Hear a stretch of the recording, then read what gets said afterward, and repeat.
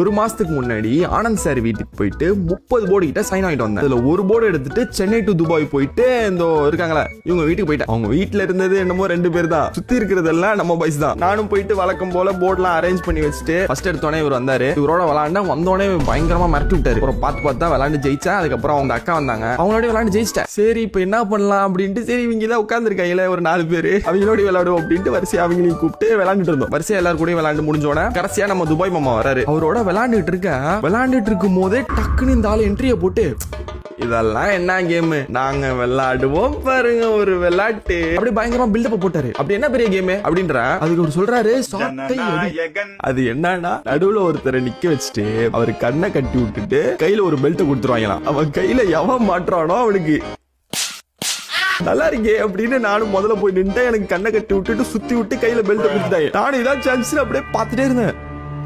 டக்குனு ஒரு சவுண்ட் வந்து திரும்பி அப்படியே போட்டு சுத்து அப்படியே எல்லாரும் ஓடிக்கிட்டே இருந்தாங்க. எவ்வளவு பெருசா அடிக்கவே முடியல. கடைசியா ஒருத்தர் மாட்டினா உள்ள அடியும் போட்டு அடுத்து நம்ம துபாய் மாமா வந்தாரு. அவருக்கு கட்டி விட்டு அவர் கையில பெல்ட் கொடுத்துட்டோம். அந்த ஆளு எனக்கு மேல சுத்துறாரு போட்டு எல்லாரையும் போட்டு அடிக்கிறாரு. கடைசியா ஒருத்தர் வந்தாரு, பாரபட்சமே பார்க்க மாட்டாரு.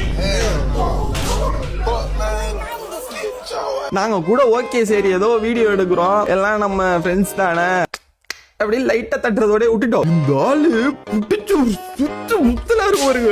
அட்டி எல்லாத்துக்கும் கையில அப்படி அட்டி நட்டிக்கிறாரு. நானும் ஜஸ்ட் மிஸ்ல எல்லாத்துலயும் தப்பிக்கிறேன். ஒருத்தர்லாம் அட்டி வாங்கி கையில செவந்துருச்சு அப்படின்ட்டு சரி ஓகே முடிச்சுக்கலாம் அப்படின்னு சாப்பிட்டுட்டு அந்த ப்ரோ சூப்பரா ஆனார். அதனால அவருக்கு ஒரு போர்டை கொடுத்துட்டு நைட் ஒரு 2-3 மணிக்கு அப்படியே கிளம்பிட்டோம். அடுத்தது இனிமே அவனாச்சும் என்கிட்ட தோத்தா சாட்டை அடிதாடி ஜனநாயகன்.